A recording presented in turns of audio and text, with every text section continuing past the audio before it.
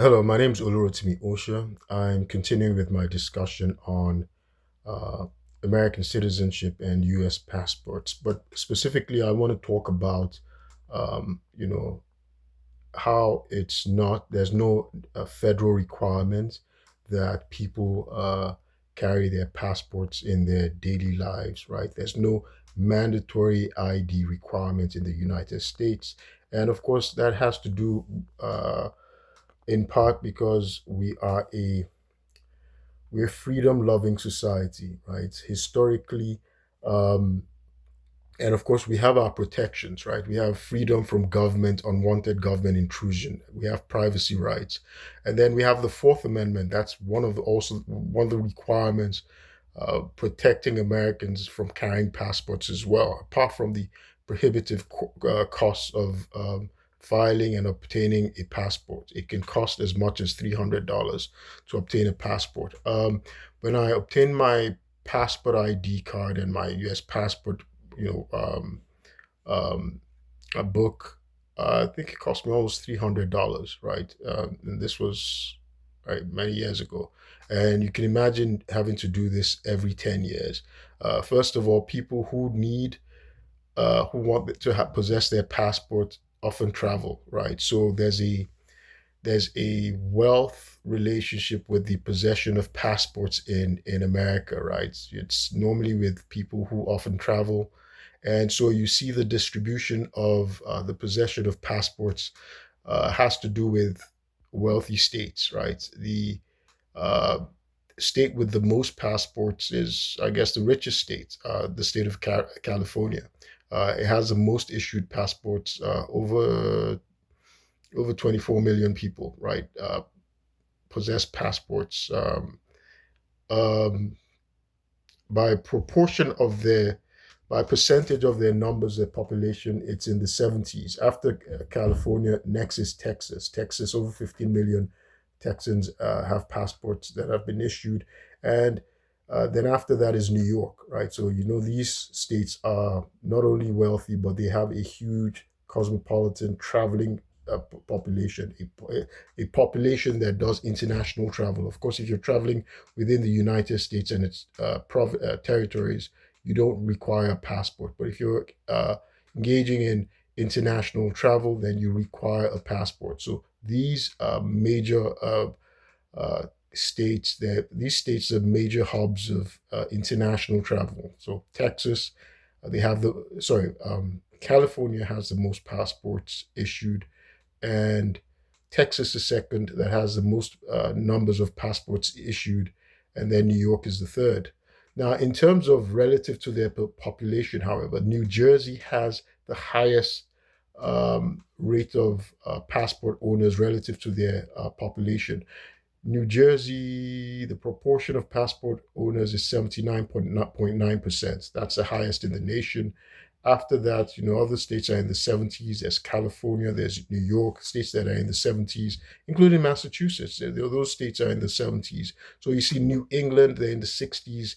Even Maryland, 64% of Marylanders have passports, like hold passports. And of course, the states that have the lowest uh, proportion of passport holders is West Virginia, states in the South, southern states, with the exception of Florida. Florida actually has amongst the highest passports issued, right? Because there's a lot of international traveling. The citizens of Florida engage in international traveling, so they have a high proportion of passport holders. But southern and then Texas, like I said, Texas is second has the second highest number of passports issued to its citizens. And by the way, passports, when I say citizens, it's passports, it's a federal issue, right? It's the federal government that issues passports, actually, the US State Department, right? So it's the Department of Homeland Security that naturalizes people as citizens, right? They deal with citizenship. But again, we decentralize power in America, but it's the Department of State that issues passports.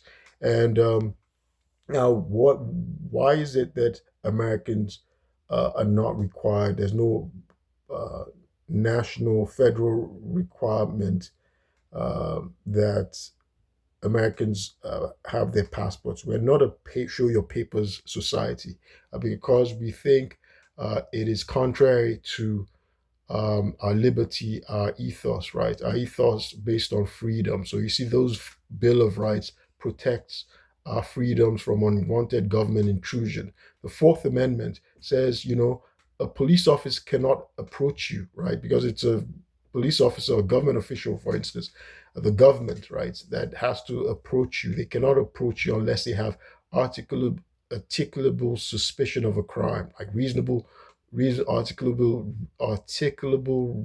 suspicion of a crime, right? That your probable cause, right? That's you're conducting a crime, right? So you're free. The governments can't interfere with you, and you have your privacy rights. You don't have to carry your passports around.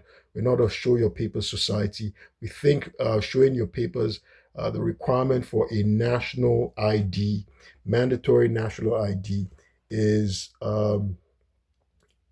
indicative, suggests, right? It's reflective of an authoritarian regime, right? Like that's what they do in dictatorships, right? Uh, in an autarky, right? That's what they do in an autarky, not in a democracy like ours. So historically, this has been the situation that Americans and even immigrants, that nobody on American soil has to justify um, their reasons for being on American soil, right? That's actually been the practice, right? So typically, so when people are here, unless they're committing a crime, right? Unless they're committing a crime. And it's unfortunate the case of um, Dulce Consuelo Diaz Morales. I'll just call her Diaz Morales. Not that I don't want to butcher her name. Who, was born in America, right? She was born in America, but she also has Mexican citizenship apparently, because her parents were from Mexico. But she is an American citizen who was born in America, but she didn't have a passport, right? And she and her sister were coming out from Taco Bell on December 14, 2025, and ICE approached her and started asking for her papers to prove that she was an American citizen. By the way, it's the government that has the burden of proof that somebody is not a citizen or somebody is committing a crime. The government has that burden of proof. So she was on American soil. She was actually an American citizen, but she didn't own a passport, right? But she had a birth certificate saying she was born in America.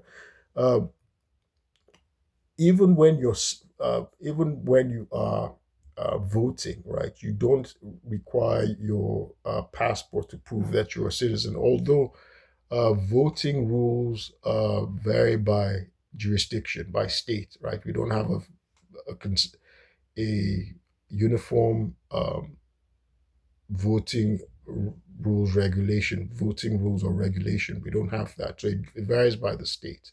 I know the state I'm in, like Maryland, DC, they don't require you to show your passport, right? They don't require you to show your passport. Of course, only citizens can vote.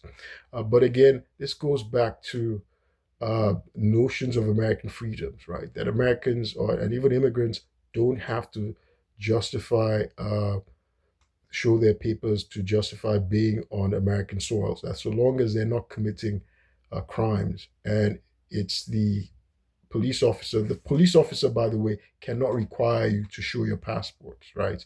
Because police officers are not federal. They're county, their jurisdiction, they're regulated or by states or county.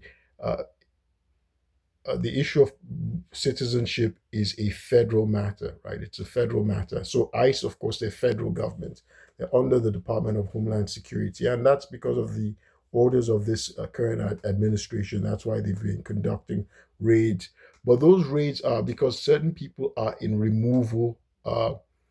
Their removal process already. Like an immigration judge has ordered their removal, and so ICE are apparently going to look for those people. That's what they're supposed to be doing, looking for people who are in removal process already.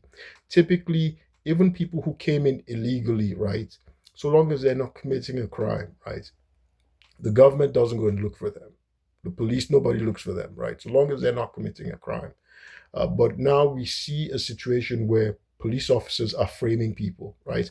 Uh, I I have reason to suspect that one of the reasons why I was raided was because the people I reported for fraud in the federal government wanted to look for a process to question my citizenship, because I'm naturalized.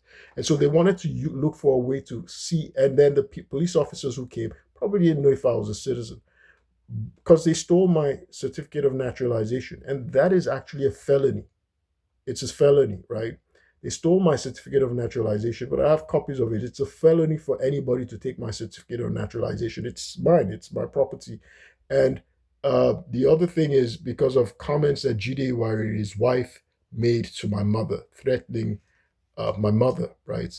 They're crazy. I've done videos explaining the lunacy, the dementia of Jide Warrior and his wife, and how they staged a swatting, right? They filed a swatting to, and committed perjury. And I was injured. I was raided in my home on May 16, 2023. So, again, immigration is a federal matter, and we're not a show your papers society. There's no mandatory ID requirement in the United States based on because of privacy laws, right? We have rights of privacy, right? Privacy rights in America, and those things are protected.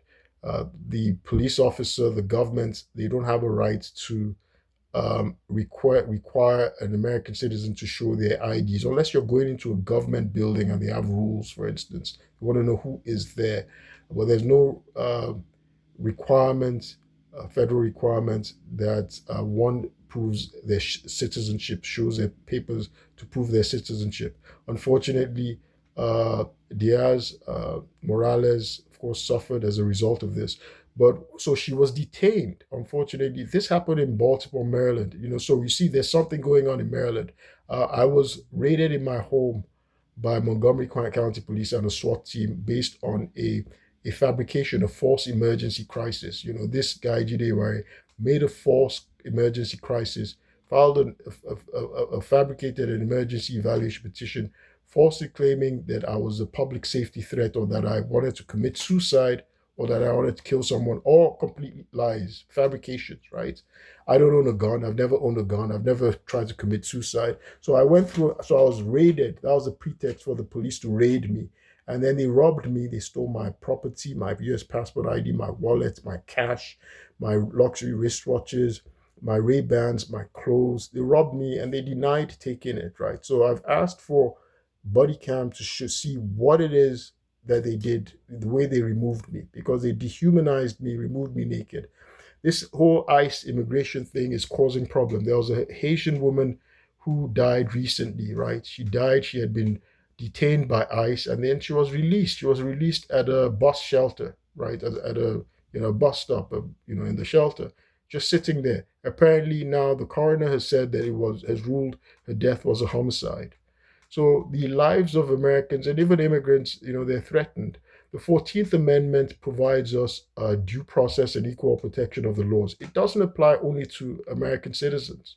It applies to immigrants as well, and not even illegal aliens, anybody on American soil, because we are a democracy, right? We are a liberal democracy. We are not an autocratic state. We're not an authoritarian regime, and this is something since the time of our founding fathers. We established those norms, right? That, the government, the police officers, they cannot just require somebody to show their papers or their identity without uh, articulable, reasonable suspicion that they're committing a crime, right? They're committing a crime. So it's unfortunate what Diaz Morales went through, but the Homeland Security has dismissed the removal process. Apparently, her attorney said, there was a removal order in January of 2025, which was done in error, right? So she was born here in America. She was able to show her, prove that she was born here in America through her birth certificate. And the Department of State issued her a passport. So now she has a US passport.